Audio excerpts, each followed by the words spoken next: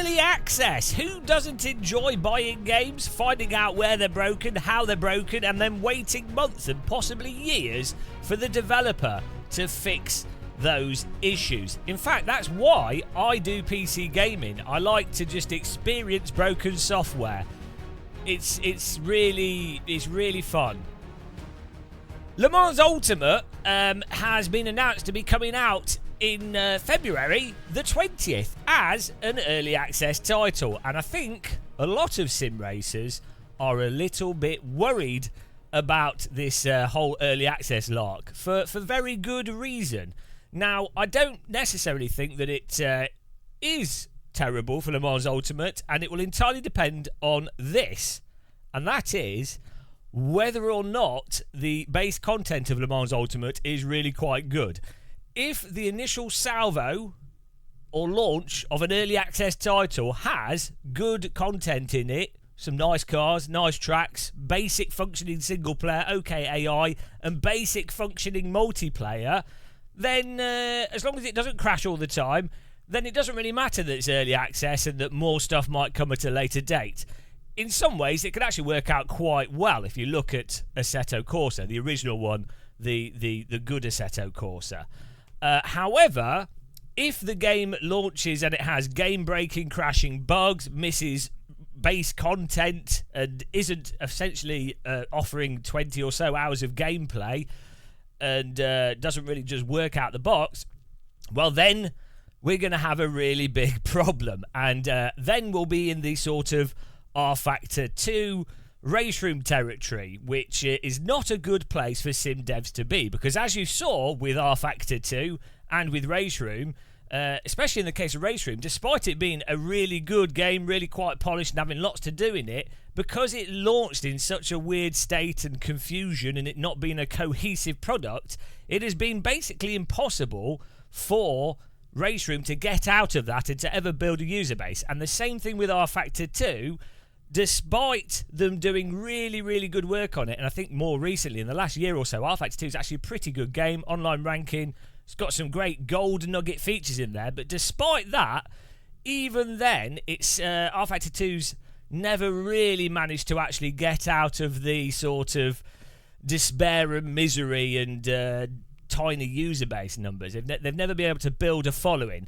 The only developer I think that's managed to sort of refuge a success out of a bit of a sloppy launch is Reza with Automobilista 2, where they've kept patching it and actually got it up to a good state, and now Automobilista 2 is quite well respected and got an okay user base. But then Automobilista 2 has probably one of the most insane fan bases known to man, so maybe that's the co-founding or unexplainable variable. Anyway, either way, the point is, if Le Mans Ultimate doesn't have that initial solid core at launch, we're in trouble. But if it does, I don't think we are in trouble. And if they keep working on it, then it could be a good thing that they've got stuff happening all the time and it keeps being developed and it moves forwards. Now, I am pretty excited for Le Mans Ultimate in general. I really like the idea of endurance racing. I quite like multi-class racing so long as the grids are big. And I quite like the underlying physics engine that Le Mans Ultimate uses, which is based on the R Factor 2 technology. So, in theory, Le Mans Ultimate could actually be a really good, fun game to play. And I'll definitely be buying it on the 20th of February at the start of the early access. And looking forward to it still, despite my somewhat nervousness with this early access lark. It will be interesting to know what you guys in the comments actually think of this. Are people still hyped for Le Mans Ultimate, or do you think it's going to be a bit of a flopper? I do also have actually a bit of a reservation in the sense that so R Factor 2 is actually being fixed and works really quite well, and the online ranked multiplayer is great. And now we have Le Mans Ultimate by the same developer, and yet we're still going to have R Factor 2 and Le Mans Ultimate in the same space at the same time. And I think that only serves to divide the small initial hardcore user base even more. I'm a bit confused why they didn't just bin R Factor 2 and then go, right, we're going fully committed with Le Mans Ultimate, we're getting rid of our history of R Factor 2, forget that, it's cursed, new product entirely. This is the emphasis and the momentum and the focus. Or even move content from R-Factor 2 into Le Mans Ultimate somehow. I don't know how they would do it, but it's really weird to me that we're going to have both these sims still, apparently R-Factor 2 being updated and still going along, and then Le Mans Ultimate. It's like, what are people going to decide to use?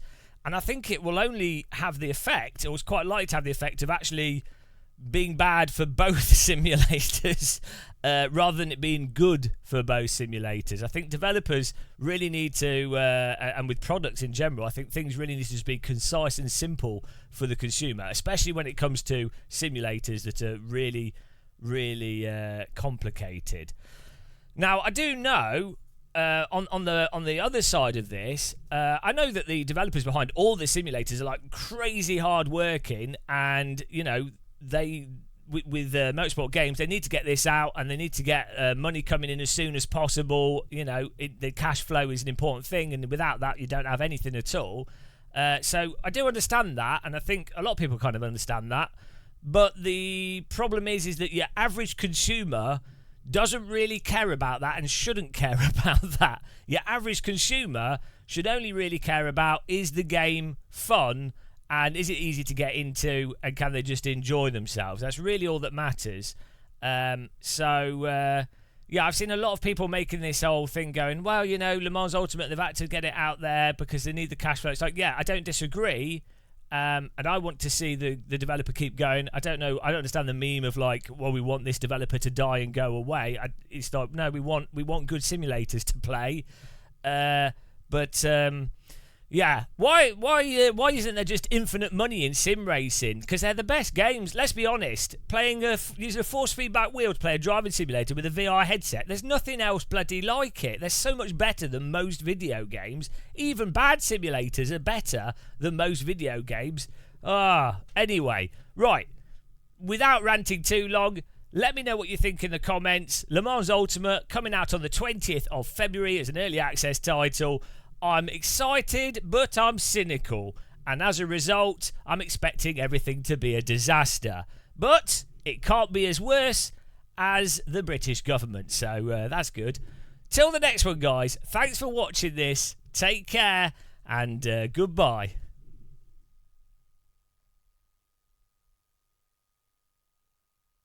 Whoa.